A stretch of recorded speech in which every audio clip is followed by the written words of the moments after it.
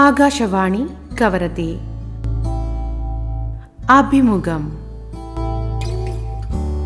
ആകാശവാണി കവരത്തിയുടെ അഭിമുഖം പരിപാടിയിലേക്ക് ഏവർക്കും ഹാർദവമായ സ്വാഗതം. ലക്ഷദ്വീപിൽ ഡെങ്കിപ്പനി കേസുകളുടെ എണ്ണം ദിനംപ്രതി വർദ്ധിച്ചുവരുന്ന സാഹചര്യത്തിൽ രോഗപ്രതിരോധത്തെക്കുറിച്ചുള്ള അവബോധവും പൊതുജനങ്ങളുടെ ജാഗ്രതയും ഇന്ന് ഏറെ പ്രാധാന്യമർഹിക്കുന്നതാണ്. വീടുകളിലും പരിസരങ്ങളിലും വെള്ളം കെട്ടിനിൽക്കുന്നത് ഒഴിവാക്കുക, കൊതുകുകളുടെ പ്രജനന കേന്ദ്രങ്ങൾ നശിപ്പിക്കുക, വ്യക്തിഗത സുരക്ഷാ മാർഗങ്ങൾ പാലിക്കുക എന്നിവയിലൂടെ ഡെങ്കിപ്പനിയെ ഫലപ്രദമായി പ്രതിരോധിക്കാൻ നമുക്ക് സാധിക്കും. ഇതിനായി ആരോഗ്യവകുപ്പിനൊപ്പം പൊതുജനങ്ങളുടെയും സജീവ പങ്കാളിത്തം അനിവാര്യമാണ്. ഡെങ്കിപ്പനി പ്രതിരോധവും ജനങ്ങളുടെ ഉത്തരവാദിത്തവും എന്ന വിഷയത്തെക്കുറിച്ച് കൂടുതൽ അറിയുന്നതിനായി ഇന്ന് നമ്മോടൊപ്പം ആരോഗ്യവകുപ്പിൽ നിന്നും state nodal officer four national vector borne control disease doctor Nishad Khan പങ്കെടുക്കുന്നു. ഡോക്ടർക്ക് ആകാശവാണിയുടെ അഭിമുഖം പരിപാടിയിലേക്ക് ഹാർദവമായ സ്വാഗതം. Thank you sir. ആദ്യം തന്നെ നമ്മുടെ ഇപ്പോൾ നിലവിലെ കവരത്തിയിലെ അല്ലെങ്കിൽ ലക്ഷദ്വീപിലെ ഡെങ്കിപ്പനിയുടെ സാഹചര്യം എങ്ങനെയാണ്? നിലവിലെ അവസ്ഥയെക്കുറിച്ച് ഒരു പൊതുവിവരണം നൽകാമോ?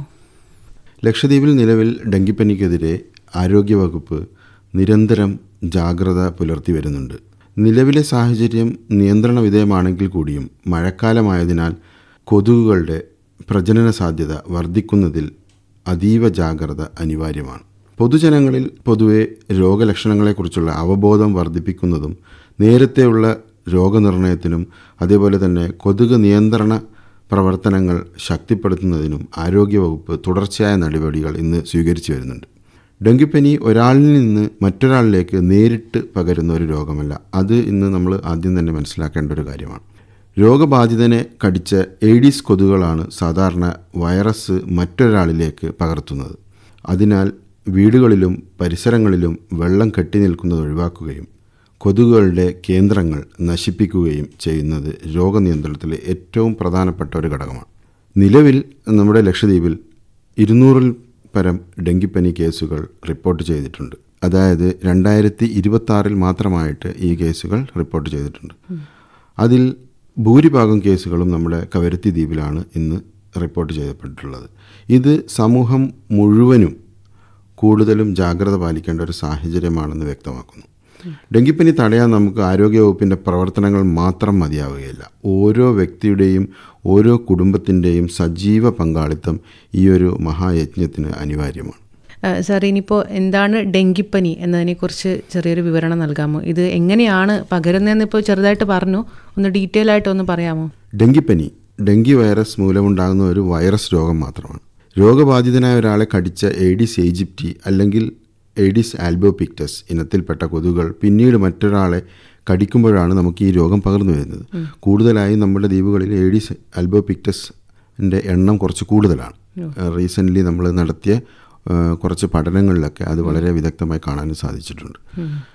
ഡെങ്കിപ്പനി ഒരാളിൽ നിന്ന് മറ്റൊരാളിലേക്ക് നേരിട്ട് പകരുന്ന ഒരു രോഗമല്ല. കൈ കൊടുക്കുന്നതിലൂടെയോ ഒരുമിച്ച് ഭക്ഷണം കഴിക്കുന്നതിലൂടെയോ ചുമയിലൂടെയോ തുമ്മലിലൂടെയോ ഇതൊരിക്കലും പകരുകയില്ല. ഏഡിസ് കൊതുകുകൾ സാധാരണയായി പകൽ സമയത്താണ് കൂടുതൽ കടിക്കുന്നത്. പ്രത്യേകിച്ച് രാവിലെ സൂര്യോദയത്തിന് ശേഷവും അതേപോലെ തന്നെ വൈകുന്നേരവും ഇതിൻ്റെ കടികൾ ഏൽക്കാൻ സാധ്യതയുണ്ട്. വീടുകളുടെയും പരിസരങ്ങളുടെയും വെള്ളം കെട്ടി നിൽക്കുന്ന ചെറിയ പാത്രങ്ങൾ, ടയറുകൾ, പൂച്ചട്ടികൾ, അതുപോലെ തന്നെ നമ്മുടെ ചിരട്ടകൾ, വെള്ളം സംഭരിക്കുന്ന പാത്രങ്ങൾ എന്നിവയിലൂടെ ഇത് പ്രധാനമായും ഇതിൻ്റെ പ്രജനനം നടത്തുന്നതാണ്. അതുകൊണ്ട് നമുക്ക് ഡെങ്കിപ്പനി തടയുന്നതിൻ്റെ ഏറ്റവും ഫലപ്രദമായ മാർഗം എന്ന് പറയുന്നത് കൊതുകുകളുടെ പ്രജനന കേന്ദ്രങ്ങൾ ഇല്ലാതാക്കുക. കൊതുക് കടി ഒഴിവാക്കാൻ ആവശ്യമായ മുൻകരുതലുകൾ നമ്മൾ സ്വീകരിക്കേണ്ടതാണ്. ഡെങ്കിപ്പനി പരത്തുന്ന കൊതുകിൻ്റെ ഇപ്പോൾ പറഞ്ഞല്ലോ ഏഡിസ് കൊതുകുകളാണെന്നുള്ളത്, അവയുടെ പ്രത്യേകതകൾ എന്തൊക്കെയാണ് ഈ കൊതുകുകളുടെ? ഡെങ്കിപ്പനി പരത്തുന്നത് പ്രധാനമായും നമ്മുടെ ഏഡിസ് ഈജിപ്റ്റി, നേരത്തെ പറഞ്ഞ മാതിരി തന്നെ ഏഡിസ് ആൽബോപിക്ടസ്, ഇത്തരം ഈ ഇനത്തിൽപ്പെട്ട കൊതുകുകളാണ്. ഈ കൊതുകുകളുടെ പ്രധാന പ്രത്യേകതകൾ എന്ന് വെച്ചാൽ ശരീരത്തിലെ കാലുകളിലും വെള്ള വരകളുള്ള കറുത്ത നിറമാണ് ഇവയുടെ പ്രത്യേകത. നമ്മുടെ ശരീരത്തിൽ തന്നെ വന്ന് ഇത് ഇരുന്ന് കടിക്കാൻ തുടങ്ങുമ്പോൾ തന്നെ നമുക്ക് സൂക്ഷിച്ച് നോക്കിയാലോ അല്ലെങ്കിൽ ഇതിനെ പിടിച്ച് നോക്കിക്കഴിഞ്ഞാലോ തിരിച്ച് നോക്കിക്കഴിഞ്ഞാലോ നമുക്കതിനെ ആ വരകൾ നമുക്ക് കാണാൻ സാധിക്കും. അപ്പോൾ പകൽ സമയത്താണ് ഇവ കൂടുതലായിട്ടും കടിക്കുക, പ്രത്യേകിച്ച് രാവിലെയും അതേപോലെ തന്നെ വൈകുന്നേരങ്ങളിലും. ശുദ്ധവും കെട്ടിക്കിടക്കുന്നതുമായ വെള്ളത്തിൽ ഇവ കൂടുതൽ പ്രജനനം നടത്തുന്നുണ്ട്. വീടുകളിലും പരിസരത്തിലുമുള്ള ഉപയോഗശൂന്യമായ വസ്തുക്കളും കുപ്പികളിലൂടെയും, ഇത് പ്രത്യേകിച്ച് കെട്ടിക്കിടക്കുന്ന വെള്ളം ഇവയുടെ പ്രധാന പ്രജനന കേന്ദ്രങ്ങളിലൊന്നാണ്. ഇവ സാധാരണയായി മനുഷ്യവാസ കേന്ദ്രങ്ങൾ സമീപമായാണ് കാണപ്പെടുന്നത് നമുക്ക്. അതിനാൽ വീടും പരിസരവും വൃത്തിയാക്കുക എന്നുള്ള ഒരു ഉദ്ദേശം എപ്പോഴും നമുക്ക് പ്രതിരോധത്തിൻ്റെ ഭാഗമായിട്ട് വളരെ നിർണായകമായ ഒന്നാണ്. ആഴ്ചയിൽ ഒരിക്കൽ എന്തായാലും നമ്മൾ വീടും പരിസരവും പരിശോധിച്ച് വെള്ളം കെട്ടി നടക്കുന്ന എല്ലാ ഇടങ്ങളും ഒഴിവാക്കുകയാണെങ്കിൽ ഒരു പരിധിവരെ നമുക്ക് ഡെങ്കിപ്പനി പ്രതിരോധത്തിൽ വലിയൊരു പങ്ക് വഹിക്കാൻ നമുക്ക് സാധിക്കും. സാർ പറഞ്ഞല്ലോ, ഇപ്പോൾ നമ്മൾ കൂടുതലും ഈ കൊതുക് കടി ഏൽക്കുന്നത് രാവിലെയും അതേപോലെ തന്നെ വൈകുന്നേര സമയങ്ങളിലാണെന്ന് പറഞ്ഞു. ഇതിൽ പൊതുജനങ്ങൾ അറിയേണ്ട കാര്യങ്ങൾ എന്തൊക്കെയാണ്? പൊതുജനങ്ങൾ അറിയേണ്ടത് എന്തെന്ന് വെച്ചാൽ, പകൽ സമയത്തും കൊതുകടിയിൽ നിന്ന് നമ്മൾ സംരക്ഷണം ഉറപ്പാക്കണം. പലപ്പോഴും നമ്മൾ വൈകുന്നേരം രാത്രികളിലാണ് നമ്മൾ വീടുകളിലെത്തി ജനലടയ്ക്കുകയും ഒക്കെ ചെയ്ത് ബാക്കിയുള്ള പ്രൊട്ടക്റ്റീവ് മെഷേഴ്സ്, നെറ്റ് അതൊക്കെ ഉപയോഗിക്കാൻ തുടങ്ങുന്നത്. പക്ഷെ അങ്ങനെയല്ല, ഇത് പകൽ സമയത്തും ഇതിൻ്റെ കടിയിൽ നിന്ന് സംരക്ഷണം ഉറപ്പാക്കണം. പിന്നെ അതേപോലെ തന്നെ മുഴുവൻ ശരീരവും മൂടുന്ന തരത്തിലുള്ള വസ്ത്രങ്ങൾ നമുക്ക് ധരിക്കണം. അതേപോലെ ആവശ്യമാണെങ്കിൽ കൊതുക് അകറ്റുന്ന റെപ്പലൻസ് നമുക്ക് യൂസ് ചെയ്യാവുന്നതാണ്. ജനലകളിലും അതേപോലെ തന്നെ വാതിലുകളിലും ഒക്കെ കൊതുക് വല നമുക്ക് സ്ഥാപിക്കേണ്ടി വരും. അതേപോലെ വീടിനകത്തും പരിസരത്തും വെള്ളം കെട്ടി നടക്കാൻ അനുവദിക്കരുത്. ആഴ്ചയിൽ ഒരിക്കൽ വീടും പരിസരവും പരിശോധിച്ച് കൊതുകുകളുടെ ഈ പ്രജനന കേന്ദ്രങ്ങൾ ഇല്ലാതാക്കാനും ശ്രമിക്കണം. ഡെങ്കിപ്പനിയുടെ പ്രധാന ലക്ഷണങ്ങൾ എന്തൊക്കെയാണ്? ഡെങ്കിപ്പനിയുടെ ലക്ഷണങ്ങൾ സാധാരണയായി നമുക്ക് കൊതുക് കടിച്ച് ഒരു 4 മുതൽ ഒരു 8 ദിവസം വരെ ഉള്ളിൽ അതിൻ്റെ പ്രകടമാകാൻ സാധിക്കും. ചിലർക്ക് നേരിയ ലക്ഷണങ്ങൾ മാത്രമേ ഉണ്ടാവൂ. ഒരു ചെറിയ പനിയിലൂടെ അത് തുടങ്ങുന്നതായിരിക്കും. മറ്റു ചില രോഗങ്ങൾ വളരെ ഗുരുതരമായ രീതിയിലേക്ക് മാറാൻ സാധ്യതയുണ്ട്. പ്രധാനമായ ലക്ഷണങ്ങൾ എന്ന് വെച്ച് കഴിഞ്ഞാൽ, പെട്ടെന്നുണ്ടാകുന്ന പനി, കഠിനമായ തലവേദന, അതിന് ഫ്രോണ്ടൽ ഹെഡേക്ക് എന്ന് പറയും. നമ്മുടെ കണ്ണിൻ്റെ ചുറ്റും നല്ല വേദനയും അതിങ്ങനെ പിടിച്ചമർത്തുന്ന രീതിയിലുള്ള ഒരു വേദന ഉണ്ടാവാൻ ചാൻസ് ഉണ്ട്. അതേപോലെ തന്നെ കണ്ണിൻ്റെ പിന്നിലായിരിക്കും കൂടുതലും ഇതിൻ്റെ വേദന അനുഭവപ്പെടുന്നത്. പേശികളിലും സന്ധികളിലും ശക്തമായ വേദന ഉണ്ടാവും, മസിൽ ക്രാംസ് എന്ന് പറയും. അതേപോലെ കടുത്ത ക്ഷീണവും അസ്വസ്ഥതയും തോന്നാം. പിന്നെ ഓക്കാനം, ഛർദി ഇതൊക്കെ ഇതിൻ്റെ കൂടെ ഉണ്ടാവും. ശരീരത്തിൽ അതേപോലെ തന്നെ ചുവന്ന പാടുകളും ഉണ്ടാവാനുള്ള ഇതിൻ്റെ ഒരു ലക്ഷണമാണ്. ചിലരിൽ മൂക്കിൽ നിന്ന് അത് ചിലപ്പം ബ്ലഡോ എന്തെങ്കിലും രക്തസ്രാവമോ ഒക്കെ ഉണ്ടാകും. അതൊക്കെ കുറച്ച് ദിവസം കഴിയുമ്പോൾ നമുക്ക് ചികിത്സ പ്രോപ്പറായിട്ട് കിട്ടിയില്ലെങ്കിൽ ചിലപ്പോൾ ഈ ബ്ലീഡിങ് മാനിഫെസ്റ്റേഷൻസും ചിലപ്പം സ്റ്റാർട്ട് ചെയ്യാൻ ചാൻസ് ഉണ്ട്. ഈ സാർ പറഞ്ഞ ലക്ഷണങ്ങൾ എല്ലാവരിലും കാണോ? എല്ലാവരിലും കാണില്ല. പക്ഷേ അത് നമ്മൾ ഡിപ്പെൻസ് അപ്പോൺ ആ പനിയുടെയും അതേപോലെ തന്നെ ഈ വൈറസിൻ്റെയും വിറുലൻസ്, അതായത് അതിൻ്റെ എഫക്റ്റ് അനുസരിച്ചായിരിക്കും നമുക്ക് പലപ്പോഴും കാണുക. കാരണം ഡേഞ്ചർ സൈൻസ് എന്ന് പറഞ്ഞ കുറച്ചുണ്ട്. അതൊക്കെ ഇതിൻ്റെ കഠിനമായ വയറുവേദന ഉണ്ടാവാം. പനി മാറിക്കഴിഞ്ഞാലും ചിലപ്പോൾ പനി മാറിക്കഴിഞ്ഞതിന് ശേഷമായിരിക്കും ഇതൊക്കെ തുടങ്ങുന്നത്. കഠിനമായ വയറുവേദന, തുടർച്ചയായ ഛർദി, അതേപോലെ തന്നെ ശ്വാസതടസ്സം, പിന്നെ കടുത്ത ക്ഷീണം, മയക്കം, ചിലപ്പോൾ അബോധാവസ്ഥയിലേക്ക് വരെ പോയെന്ന് വരാം. പ്രഷർ കുറയുക, ഹൈപ്പർ ടെൻഷൻ, BP ഫാൾ ഉണ്ടാവുക, രക്തസ്രാവം ഉണ്ടാവുക, അതേപോലെ തന്നെ മൂത്രത്തിൻ്റെ അളവ് കുറയുക, ഇതൊക്കെ ഇതിൻ്റെ ഡേഞ്ചർ സൈൻസ് ഗണങ്ങളിൽ പെടും. ഇപ്പോൾ സാറ് പറഞ്ഞതിൽ എനിക്ക് തോന്നുന്നു, സാധാരണ നമ്മുടെ ഇവിടെ പനിയെന്ന് പറയുമ്പോഴത്തേക്ക് നമ്മളൊരു ഡോളോ അല്ലെങ്കിൽ പാരസെറ്റാമോളോ കഴിക്കുന്ന ഒരു പ്രവണത നമുക്കിടയിലുണ്ട്, ഹോസ്പിറ്റലിൽ പോവാതെ. ഇപ്പോൾ പ്രത്യേകിച്ച് ഈ മഴക്കാലം ആകുമ്പോഴത്തേക്ക് കുറച്ചും കൂടി ശ്രദ്ധ അതിൽ കൊടുക്കണമല്ലേ? അതെ അതെ അതെ. കാരണം പനി എന്ന് പറയുമ്പോൾ എല്ലാ പനിയും ഡെങ്കിപ്പനി ആവണമെന്നില്ല. പക്ഷേ ഡെങ്കു വൈറസ് നമ്മുടെ ഉള്ളിലുള്ള പനിയാണെന്നുണ്ടെങ്കിൽ അതിൻ്റെ ഈ ഡേഞ്ചർ സയൻസിൻ്റെ കൂടെ നമുക്ക് പലപ്പോഴും നമ്മുടെ ഹോസ്പിറ്റലിലെത്തി blood platelet count, complete blood picture എന്ന് പറയും, അതിൽ പ്ലേറ്റ്ലെറ്റ് കൗണ്ട് നോക്കി പ്ലേറ്റ്ലെറ്റ് കൗണ്ടിൻ്റെ അളവ് ക്രമത്തിൽ നിന്ന് താഴ്ന്നു വരികയാണെന്നുണ്ടെങ്കിൽ അതിന് ത്രോംബോസൈറ്റോപീനിയ എന്ന് പറയും. അതെന്ന് വെച്ച് കഴിഞ്ഞാൽ നമുക്ക് ആ സമയത്ത് ചിലപ്പോൾ അഡ്മിറ്റ് ചെയ്ത് തന്നെ രോഗിയെ ചികിത്സിക്കേണ്ട ഗതിയിലൊക്കെ ആവും. ഈ സാധാരണ വൈറൽ പനിയും അതേപോലെ തന്നെ ഡെങ്കിപ്പനിയും തമ്മിലുള്ള പ്രധാന വ്യത്യാസങ്ങൾ എന്തൊക്കെയാണ്? നമുക്ക് സാധാരണ വൈറൽ പനി എന്ന് വെച്ചാൽ ഏതാനും ദിവസങ്ങൾക്കുള്ളിൽ ശരിയാവും, ഭേദമാവും. പക്ഷേ ഡെങ്കിപ്പനി അങ്ങനെ ഒരു 2 ദിവസം കൊണ്ട് ഒന്നും ഭേദമാവുന്ന ഒന്നല്ല. കാരണം അതിൻ്റെ ലക്ഷണങ്ങൾ പതുക്കെ പതുക്കെയാണ് അത് തുടങ്ങുന്നത്. സാധാരണ വൈറൽ പനികളിൽ നമുക്കറിയാം, പനി ഉണ്ടാവും, മേല് ചൂട്, സാധാരണ പാരസെറ്റമോൾ നമ്മൾ ഗുളികൾ കഴിക്കും. അതേപോലെ തന്നെ അത് വിത്തിൻ 2-3 ഡേയ്സ് നമുക്കത് മാറുന്നതായിരിക്കും. പക്ഷേ ഡെങ്കിപ്പനിയിൽ അതിന് നമ്മൾ പറയുന്നത് തന്നെ ബ്രേക്ക് ബോൺ ഫീവർ എന്നാണ്. ബ്രേക്ക് ബോൺ ഫീവർ, ശരീരം മൊത്തത്തിലുള്ള പേശികളിൽ മൊത്തത്തിലുള്ള കഠിനമായ വേദന, അതേപോലെ തന്നെ കണ്ണിൻ്റെ പിൻഭാഗത്തിൽ ഫ്രോണ്ടൽ ഹെഡേക്ക്, നെറ്റിയിലും നല്ല തലവേദന, അതേപോലെ തന്നെ നമ്മുടെ ശരീരത്തിൽ ചിലപ്പോൾ റാഷസ് ഉണ്ടാവുക, കളർ ചേഞ്ച് ഉണ്ടാവുക. ഇതിൻ്റെ പ്രഥമ ലക്ഷണങ്ങളാണ്. അത് കഴിഞ്ഞിട്ട് നമ്മൾ ചിലപ്പോൾ ഡെങ്കിപ്പനി മാരകമായ സ്ഥിതിയിലോട്ട് പനി മാറുമ്പോൾ അതിനെ ഡെങ്കു ഷോക്ക് സിൻഡ്രോം എന്ന് പറയും. അതായത് നമ്മൾ പേഷ്യൻ്റ് രോഗി ഷോക്കിലേക്ക് മാറുന്നു. കാരണം BP കുറയുകയും കാപ്പിലറി ലീക്ക് ഉണ്ടാവുകയും നമ്മുടെ ശരീരത്തിലുള്ള വെള്ളത്തിൻ്റെ അളവ് കുറയുകയും നമ്മൾ ഓട്ടോമാറ്റിക്കലി ഷോക്കിലേക്ക് മാറുകയും ചെയ്യുന്നത്. ഇതൊരു മാരകമായ ഒരു ഡേഞ്ചർ സൈനായിട്ട് കാണുന്നത്. അപ്പോൾ ഇത് ഈ ഡെങ്കിപ്പനീൻ്റെ പനി എന്ന് പറയുന്നത് അത്ര കഠിനമായ ഒരു പനിയായിട്ടാണ് വരുന്നത്. സാറിപ്പോൾ പറഞ്ഞില്ലേ നമുക്ക് ഈ പനി വരണമെങ്കിൽ തന്നെ നമ്മുടെ ബോഡിയിൽ അത് എഫക്റ്റ് ചെയ്യത്രയാ 4-8 ദിവസം വരെ. അതുവരെ നമുക്ക് അതിൻ്റെ കുറച്ച് ലക്ഷണങ്ങൾ ഇങ്ങനെ വന്നുകൊണ്ട് ഇരിക്കും. അങ്ങനെ എന്നിട്ടാണ് പനിയിലേക്ക് വരാനായിട്ട് മാറുന്നത്. ഡെങ്കിപ്പനിക്ക് പ്രത്യേക മരുന്നുണ്ടോ? അതിൻ്റെ ചികിത്സ എങ്ങനെയൊക്കെയാണ്? ഡെങ്കിപ്പനി വൈറസിനെ നേരിട്ട് നശിപ്പിക്കുന്ന പ്രത്യേകതരം മരുന്നുകളില്ല. ഒരു വൈറസ് ബാധിത ആയതുകൊണ്ട് രോഗലക്ഷണങ്ങളെ നിയന്ത്രിക്കുകയാണ് പ്രധാന ചികിത്സ. മതിയായ വിശ്രമം, ധാരാളം ദ്രാവകങ്ങൾ കുടിക്കുക, ഡോക്ടറുടെ നിർദ്ദേശപ്രകാരം പനിക്കുള്ള മരുന്നുകൾ കഴിക്കുക, അതായത് സാധാരണ നമ്മൾ കഴിക്കുന്ന പാരസെറ്റമോൾ ഗുളികകൾ ഉപയോഗിക്കുക എന്നിവയാണ് പൊതുവെ ചികിത്സയുടെ അടിസ്ഥാനം. ഡോക്ടറുടെ നിർദ്ദേശമില്ലാതെ ഒരിക്കലും നമ്മൾ ഈ പെയിൻ കില്ലേഴ്സ്, അതായത് എബിപ്രൂഫിൻ, ഡൈക്ലോഫിനാക്ക്, ആസ്പിരിൻ ഗുളികകൾ ഇതൊന്നും കഴിക്കാൻ പാടില്ല. കാരണം അഥവാ ഇനി ത്രോംബോസൈറ്റോപീനിയ, പ്ലേറ്റ്ലെറ്റിൻ്റെ അളവ് കുറയുകയാണെന്നുണ്ടെങ്കിൽ ബ്ലീഡിങ് മാനിഫെസ്റ്റേഷൻസ് കൂടാൻ കൂടുതൽ ചാൻസ് ഉണ്ട്. ഓക്കെ. ഈ ഡെങ്കിപ്പനി ബാധിച്ചവർ ഭക്ഷണം, വെള്ളം കുടിക്കൽ, വിശ്രമം എന്നിവയിൽ എന്തൊക്കെയാണ് ശ്രദ്ധിക്കേണ്ടത്? ഡെങ്കിപ്പനി ബാധിച്ചവർ പൊതുവെ നന്നായി വെള്ളം കുടിക്കണം. അതേപോലെ അതോടൊപ്പം തന്നെ ORS ഇവിടുത്തെ നമ്മുടെ ദ്വീപിലുള്ള എല്ലാ ഹോസ്പിറ്റലിലും ആവശ്യത്തിൽ കൂടുതൽ തന്നെ നമ്മൾ ORS സപ്ലൈ കൊടുത്തിട്ടുണ്ട്. അപ്പം ഡോക്ടർ പ്രിസ്ക്രൈബ് ചെയ്യുന്ന മാതിരിയുള്ള ORSകൾ കലക്കി കുടിക്കുക. നമ്മുടെ ഇവിടെ കോമൺ ആയിട്ട് കിട്ടുന്ന ഇളനീർ, ഇതിന് ദ്രാവകങ്ങൾ ഒരുപാട് കുടിക്കണം. അതേപോലെ തന്നെ പോഷക സമൃദ്ധിയും ദഹിക്കാൻ എളുപ്പമുള്ള ഭക്ഷണങ്ങൾ കഴിക്കുക എന്നുള്ളതാണ്. അതുപോലെ തന്നെ മിതമായ വിശ്രമവും അനിവാര്യമാണ്. ഡീഹൈഡ്രേഷൻ ഒഴിവാക്കുക എന്നുള്ളതാണ്. ഹൈപ്പോടെൻഷൻ വന്ന് പേഷ്യൻ്റ് അബോധാവസ്ഥയിലാവുന്ന രീതിയിലേക്ക് എത്താതിരിക്കാൻ വേണ്ടിയിട്ടാണ് നമ്മൾ ഈ കൂടുതൽ ദ്രാവകങ്ങൾ നമ്മുടെ ഭക്ഷണത്തിൽ ഇൻക്ലൂഡ് ചെയ്യുന്നത്. നമ്മൾ സാധാരണ ഒരു വൈറൽ പനി വരുമ്പോൾ തന്നെ നമുക്ക് ഭക്ഷണത്തിനോട് ഒരു മാറ്റമുണ്ട് അല്ലേ? സാധാരണ കഴിക്കുന്ന പോലെ നോർമൽ ഫുഡ് നമുക്ക് ആ ടൈമിൽ കഴിക്കാൻ ഒരു മനസ്സിനൊരു തോന്നായ്മയുണ്ട്. അതുപോലെ തന്നെ ഈ ഡെങ്കിപ്പനി വരുമ്പോൾ അത് കുറച്ചും കൂടി സിവിയർ ആവില്ലേ പ്രശ്നം?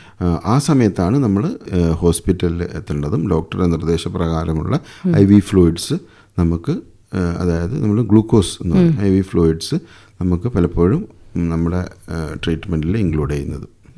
കുട്ടികൾ, വയോജനങ്ങൾ, ഗർഭിണികൾ, അതേപോലെ തന്നെ മറ്റ് അസുഖമുള്ളവർ എന്നിവർക്ക് കൂടുതൽ ശ്രദ്ധ വേണ്ടതുണ്ടോ ഇതിൽ?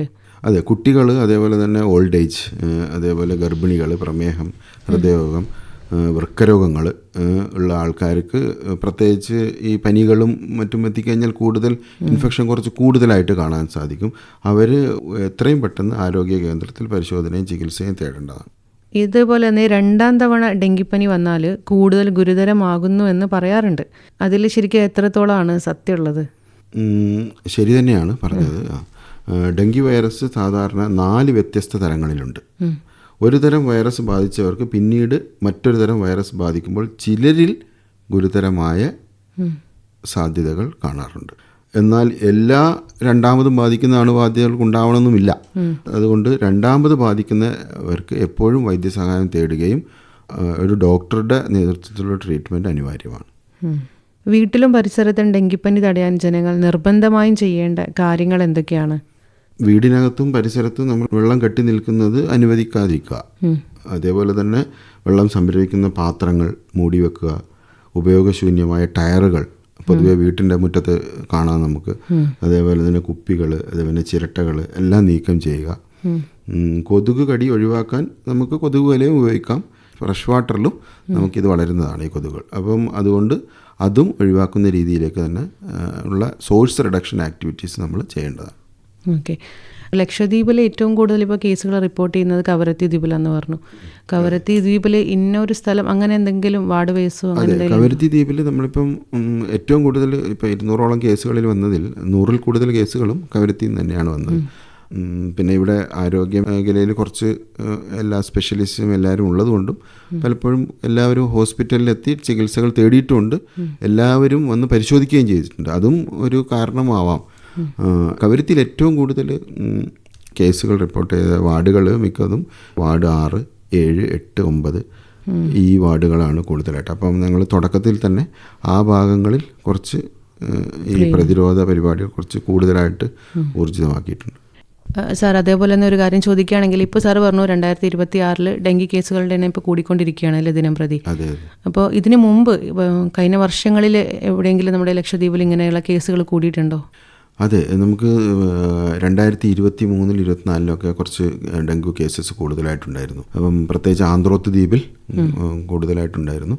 അപ്പോൾ ആ സമയം നമ്മൾ ഇതേപോലെ തന്നെ കവരത്തിയിൽ നിന്നുള്ള പബ്ലിക് ഹെൽത്ത് ടീം അവിടെ എത്തുകയും അവിടുത്തെ ജനങ്ങളോടും ക്ലബിലോടും അതേപോലെ NGOസിനോടും ഒരുമിച്ച് നിന്ന് ഏകദേശം 1 മാസത്തോളം നിരന്തരമായ സോഴ്സ് റിഡക്ഷൻ ആക്ടിവിറ്റീസും വളരെ ജനപങ്കാളിത്തത്തോടുള്ള പരിപാടികളായിരുന്നു. പള്ളികളിലൂടെയും അനൗൺസ്മെൻറ്റും എല്ലാം ചെയ്ത് വളരെ എഫക്റ്റീവായിട്ട് നമ്മളത് കൺട്രോൾ ചെയ്യുകയും ചെയ്തു. അതിനുശേഷം അവിടെ നിന്ന് അത്ര ഒരു ക്ലസ്റ്ററായിട്ടുള്ള കേസസ് അല്ലെങ്കിൽ ഒരു ഔട്ട് ബ്രേക്ക് കാണാൻ സാധിച്ചിട്ടില്ല. ഈ ആഴ്ചയിൽ ഒരു ദിവസം ഡ്രൈ ഡേ ആചരിക്കണമെന്ന് ആരോഗ്യവകുപ്പ് പറയാറുണ്ടല്ലോ, അതിൻ്റെ പ്രാധാന്യത്തെക്കുറിച്ച് ഡോക്ടർ ഒന്ന് സംസാരിക്കാമോ? സാധാരണ ഈ ഡെങ്കിപ്പനി പരത്തുന്ന ഏഡീസ് കൊതുക് മുട്ടയിൽ നിന്ന് വളർന്ന ഒരു മുതിർന്ന കൊതുകായി വരണം. കൊതുകായി വരിക സാധാരണ ഒരാഴ്ചയോളം സമയമെടുക്കും, നമുക്ക് എല്ലാവർക്കും അറിയുന്ന കാര്യമാണ്. അതിൽ ആഴ്ചയിൽ ഒരു ദിവസം നമ്മൾ എല്ലാ വെള്ളവും, വീടിന് ചുറ്റും കെട്ടിക്കിടന്ന് നിൽക്കുന്ന എല്ലാ വെള്ളവും നമ്മൾ അത് ഒഴിച്ച് കളഞ്ഞ് അതിനെ പാത്രങ്ങൾ വൃത്തിയാക്കി വെക്കുന്ന ഉണക്കുക എന്ന് പറയാം. അതിനാണ് ഈ ഡ്രൈ ഡേ. ഉണക്കുന്ന ഒരു പ്രക്രിയ നമ്മൾ വീടുകളിൽ നമ്മൾ എല്ലാവരും ചെയ്യേണ്ടതാണ്. അപ്പോൾ അതോടുകൂടി അതൊരു വളരെ ഫലപ്രദമായ ഒരു പ്രതിരോധ മാർഗമായിട്ടാണ് നമ്മൾ കണക്കാക്കുന്നത്. അതാണ് ആരോഗ്യ മേഖലയിൽ നിന്ന് എപ്പോഴും ഡ്രൈ ഡേ നമ്മൾ കൊണ്ട് നടക്കണം എന്ന് പറയുന്നത്. അതിപ്പോൾ നമ്മുടെ ദ്വീപുകളിൽ അത് നടപ്പിലാക്കാറുണ്ടോ? അതെ. നമ്മൾ ഇപ്പം അറ്റ് പ്രസൻറ്റ് നമ്മൾ എല്ലാ ഈ under national vector control borne disease പ്രോഗ്രാമിൻ്റെ ഭാഗമായിട്ട് നമ്മൾ എല്ലാവർക്കും അതിൻ്റെ നിർദ്ദേശങ്ങൾ കൊടുത്തിട്ടുണ്ട്. എല്ലാ ദ്വീപിലും ദ്വീപുകളിൽ എല്ലാവരും അനൗൺസ്മെൻറ്റ് ചെയ്തിട്ടുണ്ട്. അതേപോലെ തന്നെ ഇപ്പം വാർഡ് വൈസ് ആയിട്ട് തന്നെ സോഴ്സ് റിഡക്ഷൻ ആക്ടിവിറ്റീസും ക്ലീനിങ്ങും സ്റ്റാർട്ട് ചെയ്തിട്ടുണ്ട്. അപ്പം അതിൻ്റെ മെയിൻ ഉദ്ദേശങ്ങളിലൊന്ന് ഈ ഡ്രൈ ഡേ മോണിറ്റർ ചെയ്യാവുന്ന കൂടിയാണ്. കാരണം ഇതൊരു മാസ് ക്യാമ്പയിനിലൂടെ മാത്രമേ നമുക്ക് ഇത് നിർത്തലാക്കാൻ സാധിക്കുകയുള്ളൂ. കഴിഞ്ഞ കാലങ്ങളിലും നമ്മൾ ഇതേപോലെ തന്നെ ചെയ്തു വരുന്ന ഒരു പ്രക്രിയ. വെള്ളം കെട്ടി നിൽക്കുന്ന ചെറിയ പാത്രങ്ങൾ, ടയറുകൾ, പൂച്ചട്ടികൾ തുടങ്ങിയവ എത്രത്തോളം അപകടകരമാണ്? നമ്മുടെ ഈ ഏഡീസ് കൊതുകുകൾ വളരെ ചെറിയ അളവിലുള്ള ശുദ്ധജലത്തിൽ മുട്ടയിടും. ഇതിൻ്റെ ഒരു പ്രത്യേകതയാണ്. അതായത് ഒരു ചെറിയൊരു ബോട്ടിലിൻ്റെ ഒരു അടപ്പിൽ വരെ ഇത് മുട്ടയിട്ട് വളരാൻ സാധിക്കും. അപ്പം അങ്ങനെയുള്ള ഒരു സാഹചര്യത്തിൽ നമ്മൾ ഇത്ര വലിയൊരു, അതും ശുദ്ധവെള്ളത്തിലും, അപ്പം ഇതൊരു വളരെ അപകടകരമായ ഒരു അവസ്ഥ ആയതുകൊണ്ട് നമുക്ക് അതുവരെ ക്ലീൻ ചെയ്യുന്ന രീതിയിലേക്ക് പോകേണ്ടതാണ്. ലക്ഷദ്വീപിലെ കാലാവസ്ഥയും ഭൂപ്രകൃതിയും ഡെങ്കിപ്പനി നിയന്ത്രണത്തിൽ എന്തെങ്കിലും വെല്ലുവിളികൾ സൃഷ്ടിക്കുന്നുണ്ടോ? നമ്മുടെ ഇവിടെ ഇപ്പോൾ ഈ മഴക്കാലത്ത് ഇടയ്ക്കിടെയുള്ള മഴ, അത് കഴിഞ്ഞിട്ടൊരു ഉയർന്ന താപനില അല്ലേ, ഈർപ്പവും അല്ലേ, ഈ ഈർപ്പവും ശരിക്കും ഇപ്പോഴത്തെ ഈ കൊതുകിൻ്റെ പ്രജനനത്തിന് വളരെ അനുകൂല സാഹചര്യമാണ്. ദ്വീപിലെന്ന് മാത്രമല്ല മുഴുവൻ സ്ഥലത്തും ഈ ഒരു ക്ലൈമറ്റ് ചേഞ്ച് ഒരു വലിയൊരു ഫാക്ടറാണ്. പെട്ടെന്നുള്ള മഴകൾ, പെട്ടെന്നുള്ള കാലാവസ്ഥാ വ്യതിയാനങ്ങൾ, അത് കഴിഞ്ഞൊരു പെട്ടെന്നുള്ള ചൂട്, ഇത് ഈ തരം കൊതുകുകൾക്ക് പ്രജനനത്തിന് അതിനെ സഹായിക്കുന്നുണ്ട്. അപ്പം കൊതുകിൻ്റെ നിയന്ത്രണത്തിന്, ബോധവൽക്കരണത്തിന് ശരിക്കും നമുക്ക് ഈ ഒരു ക്ലൈമറ്റ് ചേഞ്ച് ജനങ്ങളിൽ എത്തിച്ചു കൊടുക്കുക വളരെ അത്യന്താപേക്ഷിതമാണ്. ഇപ്പോൾ നമ്മൾ ഡ്രൈ ഡേ ആചരിക്കണം എന്ന് പറഞ്ഞപ്പോൾ തന്നെ നമ്മളിപ്പോൾ മഴക്കാലമാണ്, അപ്പോൾ ആ ടൈമിൽ ഡ്രൈ ഡേ ആചരിക്കുമ്പോൾ അത് ഫലപ്രദമായിട്ട് വരുമോ? അതെ, ഫലപ്രദമായിട്ട് വരും. കാരണം എന്താ വെച്ച് കഴിഞ്ഞാൽ നമ്മൾ ഡ്രൈ ഡേ പൊതുവെ ഇൻസ്റ്റിറ്റ്യൂഷൻ ബേസ്ഡ് ആയിട്ടും ഹൗസ് ഹോൾഡും ആയിട്ടാണ് നമ്മൾ നടപ്പിലാക്കി വരുന്നത്. ഇൻസ്റ്റിറ്റ്യൂഷൻ ബേസ്ഡ് ഓരോ ഇൻസ്റ്റിറ്റ്യൂഷനിലും അവരെ ചുറ്റുവട്ടത്തുമുള്ള എന്തെങ്കിലും ഇതേപോലെ തന്നെ വെള്ളം കെട്ടി നടക്കുന്ന പാത്രങ്ങളും മറ്റും നമ്മൾ അത് കമിഴ്ത്തിയിടുക, തിരിച്ചു വെക്കുക. കാരണം ഒരു 7 days എടുക്കും ഇത് വളർന്നു ഒരു മൊസ്കിറ്റോ ആയി വരാൻ. അപ്പം അതേപോലെ തന്നെ വീട്ടിലും, അപ്പം ഏത് മഴയുണ്ടായാലും നമുക്ക് അത് വീടുകളിലും ഇൻസ്റ്റിറ്റ്യൂഷൻ ബേസ്ഡ് ആയിട്ട് നമ്മൾ ഡ്രൈ ഡേ വളരെ സ്ട്രിക്റ്റായിട്ട് ഫോളോ ചെയ്ത് കഴിഞ്ഞാൽ അതൊരു ക്ലീൻലിനെസ്സിൻ്റെ ഭാഗം കൂടിയാണ്. അപ്പം ഒരു വലിയൊരു പ്രതിരോധ പരിപാടിയാണ്. നിലവിൽ ആരോഗ്യവകുപ്പ് സ്വീകരിച്ചു വരുന്ന പ്രധാന പ്രതിരോധ പ്രവർത്തനങ്ങൾ എന്തൊക്കെയാണ്? നിലവിൽ നമ്മൾ സോഴ്സ് റിഡക്ഷൻ ആക്ടിവിറ്റീസ് അതാണ് മെയിൻ. അതേപോലെ തന്നെ ഫോഗിങ് ആക്ടിവിറ്റീസ് എല്ലാ ദ്വീപിലും നമ്മൾ നടത്തി വരുന്നുണ്ട്. നേരത്തെ പറഞ്ഞാൽ വാർഡ് വൈസ് ആയിട്ടാണ് നടത്തുന്നത്. അപ്പം ഇതിനായിട്ട് നടത്താനായിട്ട് ആരോഗ്യ പ്രവർത്തകരുമുണ്ട്. മുന്നിട്ട് നിന്ന് അവിടുത്തെ ഹെൽത്ത് വർക്കേഴ്സും പബ്ലിക് ഹെൽത്ത് ടീം മൊത്തം ഇറങ്ങാറുണ്ട്. അതേപോലെ ഇതിൻ്റെ ഭാഗമായിട്ട് നമ്മൾ കൊതുകുകളുടെ ഉറവിട നശീകരിക്കുക എന്നുള്ളതാണ്. വീടുകളിലും പൊതുസ്ഥലങ്ങളിലും റോഡുകളിലും ഒക്കെ നമ്മൾ ഈ പറയപ്പെടുന്ന ആക്ടിവിറ്റീസ് എല്ലാം വളരെ നല്ല രീതിയിൽ തന്നെ ചെയ്യുന്നതാണ്. അതേപോലെ തന്നെ സ്കൂൾ തലങ്ങളിൽ നമ്മൾ ഇപ്രാവശ്യം, കാരണം ജൂലൈ 2026 ഒരു ആൻറ്റി ഡെങ്കു മന്ത് ആയിട്ട് ആചരിക്കുകയാണ്. ഈ ജൂലൈ മാസം ഫുൾ എല്ലാ ആഴ്ചയിലും എവരി സാറ്റർഡേ, എല്ലാ ശനിയാഴ്ചയിലും നമ്മൾ ഈ പരിപാടികൾ സ്കൂളുകളിലും അതേപോലെ തന്നെ എല്ലാ നാട്ടിലും മാസ് ക്ലീനിങ്ങിനും വേണ്ടിയിട്ടുള്ള പ്രവർത്തനങ്ങൾ ആൾറെഡി തുടങ്ങിക്കഴിഞ്ഞു. അതിൽ സ്കൂൾ സ്റ്റുഡൻസ് ടീച്ചേഴ്സ് മാത്രമേ ഉണ്ടാവുള്ളൂ, അല്ല കമ്മ്യൂണിറ്റീസിൽ ബാക്കിയുള്ളവരും കൂടി പങ്കെടുക്കും? ഈ കമ്മ്യൂണിറ്റി എന്ന് പറയുമ്പോൾ നമ്മൾ പൊതുവെ NGOs, ക്ലബ്ബ് ഇവരൊക്കെ അതിൽ ഉൾപ്പെടും. എല്ലാവരും ആ ഒരു മാസ് ക്ലീനിങ്ങിൻ്റെ വീക്ക്ലി ക്ലീനിങ് ആണ് ഇതിന് ഏറ്റവും ബെറ്റർ. ഒരു ആഴ്ചയിൽ ഒരു ക്ലീനിങ്. അപ്പം ആ ഒരു ആക്ടിവിറ്റീസ് എല്ലാവരെയും ഇൻക്ലൂഡ് ചെയ്തുകൊണ്ട് തന്നെയാണ് ഞങ്ങൾ പ്രവർത്തനങ്ങൾ ആരംഭിച്ചത്. ഡെങ്കിപ്പനിയെക്കുറിച്ച് ജനങ്ങൾക്കിടയിൽ പ്രചരിക്കുന്ന ചില തെറ്റിദ്ധാരണകളുണ്ട്. അത് എന്തൊക്കെയാണെന്ന് സാറിനൊന്ന് പറയാമോ? മെയിനായിട്ടുള്ളത് ഡെങ്കിപ്പനി ഒരാളിൽ നിന്ന് മറ്റൊരാളിലേക്ക് നേരിട്ട് പകരും എന്നൊരു തെറ്റായതാണ്. പക്ഷെ അങ്ങനെയല്ല. സാധാരണ ഒരാളിൽ കടിച്ച കൊതുക് അയാളിലുള്ള രോഗമാണ് മറ്റൊരാളിലേക്ക് കടിക്കുകയാണെങ്കിൽ മാത്രമാണ് അത് പകരുന്നത്. അതേപോലെ തന്നെ രാത്രി മാത്രമാണ് ഈ കൊതുക് കടിക്കുക എന്നുള്ളൊരു തെറ്റായതാണ്. അങ്ങനെയല്ല. പ്രത്യേകിച്ച് ഏഡിസ് കൊതുക് പ്രധാനമായും പകൽ സമയത്താണ് കടിക്കുക. ശുദ്ധമായി കെട്ടിക്കിടക്കുന്ന വെള്ളത്തിലും ഇത് ജീവിക്കും. ഇത് ഒരു തെറ്റായതാണ്. അതുകൊണ്ട് നമുക്ക് ഇത് ഈ 3 കാര്യങ്ങളും എപ്പോഴും ശ്രദ്ധിക്കേണ്ടത്. പിന്നെ ഒരു കാര്യം കൂടി ഞാൻ കേട്ടത്, നമ്മൾ കടിക്കുമ്പോൾ നമ്മൾ കൊതുകിനെ അടിക്കുമല്ലോ, ഈ അടിക്കുമ്പോൾ അങ്ങനെ അതിലൂടെ അടിച്ചാൽ മാത്രമേ പകരൂ എന്നുള്ളൊരു തെറ്റായ ധാരണ. അങ്ങനെയൊന്നുമില്ല. കൊതുക് കടിച്ചു കഴിഞ്ഞാൽ നേരിട്ട് അത് രോഗാണു നമ്മുടെ ബ്ലഡ് വെസലിലോട്ട് ഇഞ്ചെക്ട് ചെയ്യുന്നതാണ്. അപ്പം പലപ്പോഴും ആ ഒരു പ്രവണതയിൽ ഉണ്ടാവില്ല. അതേപോലെ തന്നെ ഡെങ്കിപ്പനി വന്നാൽ പപ്പായ ഇലയുടെ നീര് കുടിച്ചാൽ പ്ലേറ്റ്ലെറ്റ് കൂടുമെന്നൊക്കെ കേൾക്കാറുണ്ട്. ഇത്തരം പ്രചാരണങ്ങളെക്കുറിച്ച് ഡോക്ടറുടെ അഭിപ്രായം എന്താണ്? യഥാർത്ഥത്തിൽ ഈ പപ്പായയുടെ നീര് പ്ലേറ്റ്ലെറ്റ് ഉറപ്പായും വർദ്ധിപ്പിക്കും എന്നുള്ളതിനെക്കുറിച്ച് ശക്തമായ ശാസ്ത്രീയ തെളിവുകളൊന്നും നിലവിലില്ല. പക്ഷേ നമ്മുടെ ഒരു നാടൻ ശൈലിയിലും അതേപോലെ തന്നെ നമുക്ക് ഈ ത്രോംബോസൈറ്റോപീനിയ എന്ന് പറയും അല്ലേ, ഇൻറ്റേർണൽ ബ്ലീഡിംഗ് ഒക്കെ ഒഴിവാക്കാൻ വേണ്ടിയിട്ട് പലപ്പോഴും ഈ പപ്പായൻ്റെ ഉള്ളിലുള്ള ഒരു കാർപെയിൻ എന്ന് പറഞ്ഞൊരു പദാർത്ഥം നമ്മുടെ കൗണ്ട് കൂട്ടാനൊക്കെ സഹായിക്കും എന്നുള്ളൊരു കൺസെപ്റ്റ് നമുക്കുണ്ട്. അപ്പം അത് കുടിക്കുന്നത് കൊണ്ട് നമുക്ക് പലപ്പോഴും നമ്മുടെ ഫ്ലൂയിഡ് നമ്മുടെ ശരീരത്തിലുള്ള ഒരു സ്റ്റെബിലൈസ് ചെയ്ത് നിർത്തുന്നു എന്നുള്ളത് തന്നെയാണ്. ഡെങ്കിപ്പനി നിയന്ത്രണത്തിൽ ഓരോ കുടുംബത്തിനും എന്ത് ഉത്തരവാദിത്തമാണുള്ളത്? ഓരോ കുടുംബത്തിനും വളരെ നിർണായകമായ പങ്ക് വഹിക്കാനുണ്ട്. കാരണം വീടും പരിസരവും വൃത്തിയാക്കുക, വെള്ളം കെട്ടി നടക്കുന്നത് ഒഴിവാക്കുക, കൊതുകടി ഒഴിവാക്കുക, ബാക്കി മുൻകരുതലുകളൊക്കെ സ്വീകരിക്കുക. അതേപോലെ തന്നെ പനി വന്നാൽ വൈകിപ്പിക്കാതെ വൈദ്യ പരിശോധനയ്ക്ക് വിധേയമാകുക. ഇതൊക്കെ ഒരു എൻ്റെ വീട്, എൻ്റെ പരിസരം, അതേപോലെ ഡെങ്കി വിമുക്തമാക്കുക എൻ്റെ പരിസരം എന്നുള്ള ഒരു കൺസെപ്റ്റിലോട്ട് പോകുന്നതാണ്. അപ്പോൾ കുടുംബത്തിൻ്റെ ഒരു നിയന്ത്രണ മേഖലയിലുള്ള കാര്യങ്ങൾ നമ്മൾ അവിടെ നിന്ന് തന്നെ ചെയ്തു വരണം. എന്നിട്ടാണ് നമുക്ക് സമൂഹത്തിലോട്ട് ഇറങ്ങാൻ സാധിക്കും.